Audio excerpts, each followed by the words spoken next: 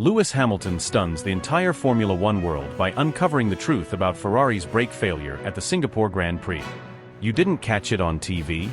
That's no coincidence. Stick around until the end and we'll tell you everything they don't want you to know. Subscribe to stay informed about the latest Formula One news. Lewis Hamilton has always carried with him a vision that stretches far beyond the surface of a race weekend. Where others see a collection of numbers, split times, and fuel-adjusted strategies, he sees the invisible threads that bind a team together, or more dangerously, pull it apart. What played out under the artificial glare of the Singapore night was not just a malfunction of carbon and steel, not just the sting of a time penalty, not simply a lost opportunity to stand on the podium. To Hamilton, it was something larger, a revelation that exposed the soul of Ferrari in its rawest form. The Scuderia tried to steer the story toward misfortune, insisting the humid climate had overwhelmed sensitive systems, that the heat had boiled fluid and betrayed the car in ways no engineer could predict. They painted it as chance, as cruel fate. But Hamilton, with the precision of a man who has lived through every possible narrative, refused to accept that shallow cover. His verdict after the race was not an angry rant from a driver dissatisfied with 8th place. It was the cold, methodical conclusion of someone who understood the flaws were rooted not in mechanics but in mentality. The braking issues had surfaced again and again throughout the season, shadows returning at the worst possible moments. Yet the failing component was not what stayed with him. What lodged in his mind was the philosophy behind the response. Where Hamilton expected confrontation with the problem, he found resignation. Where he looked for evolution, he saw repetition. For him, the crisis was not about overheated discs but about a team caught in its own echo chamber, doomed to repeat mistakes under the weight of its own myth. The headlines will tell one version, he said afterward, voice steady, expression unreadable, but I'm focused on another. That other version was not written in telemetry or brake temperatures. It was written in a culture unable to break free from cycles of brilliance followed by collapse. The weekend had carried the scent of hope early on. Friday brought speed. The car topped sectors with aggression, Leclerc and Hamilton splitting purple times, engineers buzzing with cautious confidence. For a moment, the garage seemed alive, united by possibility. But by Saturday, the cracks appeared. Small lapses in coordination began to widen. Strategy calls lost sharpness, pit wall communications drifted into confusion, and drivers emerged from briefings with more questions than clarity. Qualifying only deepened the tension, optimism dulled into uncertainty, and yet faith lingered that Sunday's race could still redeem everything. Hamilton attacked from the start, every move sharpened by intent. His two-stop strategy was bold, the kind of high-risk calculation he had mastered over the years. He made it work, slicing through traffic with the composure of a veteran, his eyes fixed on the silver Mercedes of Andrea Kimi Antonelli ahead, a chase that carried the symbolism of eras colliding, Hamilton's legacy pressing against the rising star of the next generation. At one point, Leclerc was instructed to step aside, to cede track position for the greater plan, and he obeyed. It was a rare moment of deference inside Ferrari, a moment that suggested Hamilton's vision of the race might still come to life. Then the haunting sensation returned. The pedal softened under his boot, refusing the resistance he needed. Corners became battles with physics, the car unwilling to yield to his demands. Each braking zone became a coin toss, and in that fragility the flow disintegrated. He fought it with everything he had, adjusting, compensating, wrestling the car into submission, but the seconds slipped away. And in the mirrors, like a specter from another lifetime, Fernando Alonso appeared. The Aston Martin loomed, green under the floodlights, relentless in its hunt. Alonso could smell vulnerability, the instinct of a predator locked on prey, and the Spaniard closed in with merciless precision. For the audience, it was a duel for position, another subplot in the drama of Singapore. For Hamilton, it was evidence that the same failures kept circling back, disguised each time as bad luck. The pattern was too consistent to dismiss. Ferrari's problem was not an unlucky night, it was systemic. They could build a car capable of brilliance on Fridays, but by Sunday the cracks widened. The team could conjure speed in short bursts, but under the crushing intensity of race conditions, the foundation crumbled. When the race ended and Hamilton stepped out of the cockpit, he carried himself with a calm that was more damning than anger. His voice did not shake, his words did not rise. Instead, he spoke with the precision of a man holding up a mirror to those around him. To the world, Ferrari could sell the story of humidity, overheated brakes, the unpredictable cruelty of Singapore. But Hamilton's tone carried the weight of something deeper. He knew the truth could not be hidden behind excuses, because the issue was not the parts bolted onto the car, it was the mindset that designed, managed, and justified them. What Singapore revealed to Hamilton was not a single failure, but a cycle. A pattern of repetition disguised as tradition, of mistakes hidden beneath excuses, of potential constantly undermined by fragility when it mattered most. To him, the reflection in that mirror was clear. Ferrari's greatest weakness was not heat or hydraulics. It was the culture that refused to change. Hamilton wasn't simply driving a Formula One car that evening. He was engaged in a relentless duel with the very laws of physics, wrestling with machinery that no longer obeyed the instincts of its master. Every input was a negotiation, every corner a gamble, every straight a test of how far human ingenuity could stretch against mechanical failure. He shifted brake bias forward as if he were shifting the entire balance of survival onto his shoulders. He manipulated the gearbox like a craftsman, bleeding speed through controlled downshifts instead of relying on brakes that betrayed him. He altered corner entries with microscopic precision, threading the Ferrari through turns on the edge of collapse. Each lap became a calculation, not against the rivals on the leaderboard, but against a car that seemed determined to break him. What others saw as chaos, he transformed into improvisation, artistry under pressure, resilience painted across asphalt in scarlet streaks. By the time the checkered flag fell, Hamilton crossed the line utterly drained, sweat dripping, lungs burning, body screaming in protest, yet his willpower unbroken. 7th place, a result that for any other world champion might have felt like failure, carried with it the weight of triumph. It was a victory not over competitors, but over betrayal, victory against a machine that had tried to abandon him. Yet the cruel twist arrived seconds later, a 5-second penalty for exceeding track limits. To the officials, it was straightforward. To Hamilton, it was insult layered upon suffering. Wrestling with a car that refused to slow properly had forced him to dance on the very edge of legality, and in the end, the penalty dropped him to 8th. The newspapers and digital headlines wasted no time. Another Ferrari collapse, another night of broken dreams, strategy in ashes again. But Hamilton saw through the surface. He didn't see misfortune, he saw a pattern, clear as daylight, undeniable as gravity. To the public eye, it looked like rotten luck, another episode in the tragic comedy of Ferrari. To Hamilton, it was déjà vu, the same story retold in different circuits, a script written and rewritten with cruel precision. Strong practice sessions on Fridays, faltering strategy on Saturdays, collapse on Sundays. The sequence repeated like a haunting melody, and Hamilton no longer treated it as coincidence. His tone after the race wasn't the rage of a defeated man, but the chilling precision of a prosecutor laying out evidence. Yesterday was the perfect example, he said, not to soften the blow, but to indict the entire system. On paper, the plan had been correct. On paper, the car was balanced. Yet the moment a single flaw emerged, the brakes faltering at crucial points, the entire Ferrari operation froze. Engineers hesitated, their voices crackling with uncertainty. Instructions faltered. Communication fractured into contradictions. What collapsed wasn't just a brake system, it was the confidence of an institution. What failed was not only mechanical, it was psychological, cultural, systemic. The contrast between Ferrari's drivers sharpened the point like a blade. Leclerc, faced with the same recurring ghost, let resignation leak through his voice. Over the radio, his words were clipped, his tone flat, brake issue again. There was no shock, no fury, only weary acceptance. It was not the voice of a fighter, it was the voice of a man who had already surrendered to the inevitability of Ferrari's fragility. Hamilton, in the same car, meeting the same demon, responded differently. His cockpit became a laboratory of resistance, his driving a constant adaptation, each lap treated as reconnaissance. He didn't beg the car to behave, he forced it to yield, extracting whatever fragments of performance it still carried. Where Leclerc mirrored the weakness of the machine, Hamilton transcended it. The difference was not in raw talent, because both had speed to spare. It was deeper, buried in mentality. One driver absorbed the failure, echoed it, allowed it to define his rhythm. The other converted disaster into opportunity, reshaping adversity into data, turning each flaw into information that could be used as a weapon. Hamilton's genius in those moments was not merely survival, it was transformation. He turned suffering into clarity, chaos into evidence, anguish into knowledge. Every braking zone became a study, every compromised corner a lesson, every escape from disaster another line of proof written into his mental notebook.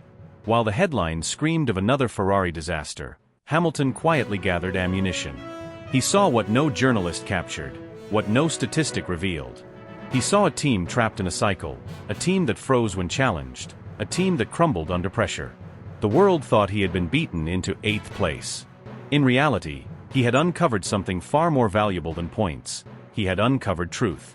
He understood now with painful clarity where Ferrari failed, not only in engineering but in spirit. To fans, it was another disappointing night. To Hamilton, it was confirmation of everything he had suspected. Ferrari's weakness was not simply the car. The weakness was in its soul, and he was the only one refusing to bow to it. When the questions came and the microphones were thrust under his chin, Hamilton did not retreat to the safe vocabulary of stock phrases, did not cushion the evening with excuses about misfortune or one of those days. He didn't dress his emotions in soft fabric. He spoke directly, shaping every sentence with intention, his tone steady but his words edged like blades. He gave thanks to the crew, acknowledged the relentless work of the mechanics, even spoke warmly of the factory's tireless commitment, but within that praise there lived something else, a subtle but unmistakable sting. It was as though each compliment carried a shadow, a reminder that effort alone was not enough, that Ferrari's problems could not be hidden by ceremony or polished statements. He turned gratitude into a mirror, and the reflection pointed squarely back at Maranello. Later, when he took to Instagram, he refused to mourn defeat. Instead, he reframed the evening as a lesson, presenting the setback not as misfortune but as perspective. His posture was calm, his delivery graceful, but beneath the elegance there was steel. The message was clear: Ferrari could no longer disguise structural weakness behind optimistic speeches. Headlines were not progress, slogans were not solutions. To the casual viewer, his words seemed reflective, almost poetic. To those embedded in Formula One, they were a coded warning. Engineers, strategists, and analysts across rival garages pored over his comments as if they were a map to Ferrari's fragility. A whisper in McLaren's corner summed it up: he's not mentioning hardware, he's talking about the people. Inside Mercedes, smirks broke out, a quiet recognition that they had seen this exact performance before. They remembered Hamilton diagnosing not just the failures of parts but the failings of a culture, shining light on weaknesses hidden in plain sight. Red Bull's own data specialists, hardened skeptics, could not help but acknowledge it behind closed doors. When Lewis starts dressing his meaning in metaphors, it's because he already sees the war ahead clearer than the generals commanding it. Ferrari's leadership scrambled. Vasseur, dutiful as always, tried to soften the blow with polished restraint. Standing before cameras, he framed the result as nothing more than a challenging evening. Press officers crafted neat sentences about unfortunate timing and unexpected circumstances, as if rehearsed wording could erase the sting. Yet the truth had already escaped containment. Hamilton had reshaped the entire narrative before Ferrari even knew it was happening. What should have been another entry in the long log of mechanical failures had turned into something symbolic, something that resonated far beyond one Sunday night. The brake system that failed in Singapore was no longer just a broken component, it was an emblem. Brakes, in their essence, are meant to stabilize, to serve as the mechanism that holds chaos at bay, that transforms speed into control, that gives a driver the ability to push to the edge without falling into disaster. When those brakes collapsed, Hamilton saw more than a technical failure. He saw a metaphor for the fragility of Ferrari itself. It wasn't about losing pace, it was about losing balance. It wasn't about speed disappearing, it was about composure evaporating under pressure. Ferrari's obsession with managing every variable, with tightening their grip on every outcome, had turned them brittle. The harder they clenched their fists, the more easily everything slipped away when unpredictability arrived. Hamilton's framing turned a lost race into something larger, almost prophetic. He showed the world that Ferrari's greatest weakness wasn't found in carbon fiber or hydraulics, but in their inability to absorb the chaos that racing inevitably delivers. Rival teams studied this with fascination, recognizing that his words were not criticism, they were insight. They saw in his analysis the profile of a driver who understood that dominance is not about flawless machinery but about resilience, about surviving the unpredictable. For Ferrari, the sting was unbearable. Their own champion, the man they had signed to revive their legend, had stripped them bare in front of the entire sport. And the paddock, instead of laughing off a failure, began whispering about fragility, about vulnerability, about whether Ferrari's myth was cracking from within. Hamilton's deconstruction of the narrative unfolded with unnerving composure, not with shouting or finger-pointing, but with a deliberate, almost surgical dismantling of excuses. His calm, his refusal to flail or explode, became the story in itself. In those moments he wasn't merely a driver employed to push a machine around circuits. He was dictating tone, setting standards, defining the culture inside the garage in a way no team principal or sporting director could replicate. Where Vasseur hesitated, stalled, or wrapped himself in indecision, Hamilton imposed clarity. Where engineers froze in the spotlight of failure, paralyzed by confusion and procedure, Hamilton shifted instinctively, adapting to chaos like it was second nature. Where Ferrari sought refuge in the language of misfortune and bad luck, Hamilton diagnosed problems without filters, calling them what they were. His post-race reflections weren't consolations, weren't sugar-coated reassurances, they were declarations, frameworks for accountability. He reminded them, simply by the way he carried himself, that real leadership doesn't emerge on podiums with confetti raining down. It is forged in the darkest nights, when failure claws at the door and someone has to stand unshaken. The symbolism that radiated from Singapore was impossible to ignore. Ferrari hadn't only failed to keep its car competitive, it had failed to keep its identity intact.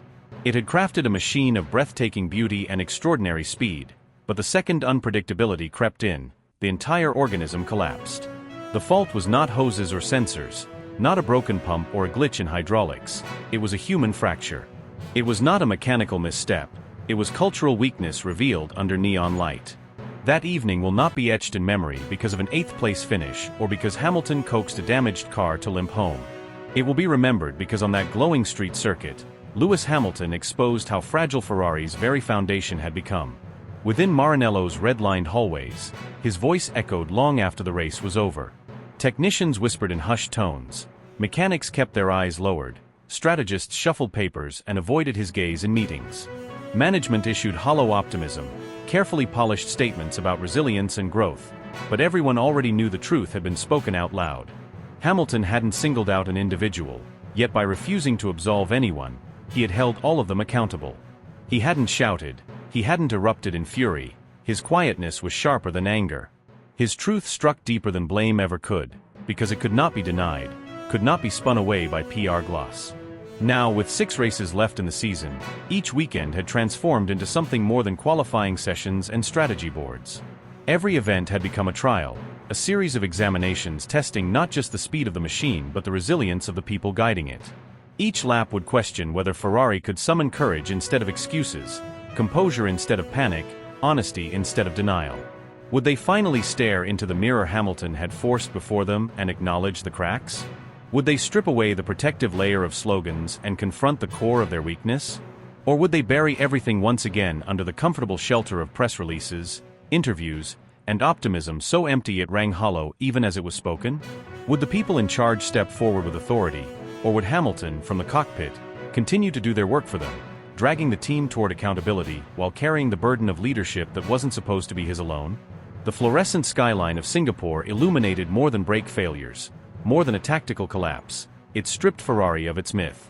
It exposed the limits of a team shackled by its own traditions, locked in routines that crumbled the instant something unscripted appeared. The night didn't show a hydraulic problem, it showed an organization that had grown brittle under the weight of its history. Hamilton, with measured poise, converted what looked like a technical defeat into a prophecy. His tone implied inevitability, until Ferrari confronted itself, until Ferrari understood that the true opponent wasn't Red Bull or Mercedes but the inertia within its own walls, nothing would change. And that was the message the paddock carried away. Every rival team, every journalist, every fan watching understood the subtext. Ferrari was no longer engaged in battle against rivals alone. The fiercest conflict was inward, a civil war between illusion and truth, between heritage and adaptation.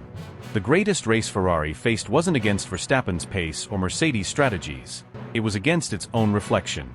The only question worth asking, whispered in every hospitality suite and every garage corner, was simple yet merciless. Would Ferrari find the bravery to fight the war within, or would it once again retreat into denial and allow history to record another squandered chance? Hamilton's composure turned failure into revelation. His steady voice carried the weight of inevitability.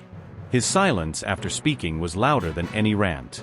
And as the paddock digested what had unfolded, one realization cut through every conversation. Ferrari's destiny was no longer tied to its car alone. It depended on whether the people inside the Scarlet Empire could summon the courage to confront themselves, or whether the cycle of collapse would repeat, one race after another, until the myth of Ferrari was nothing more than memory.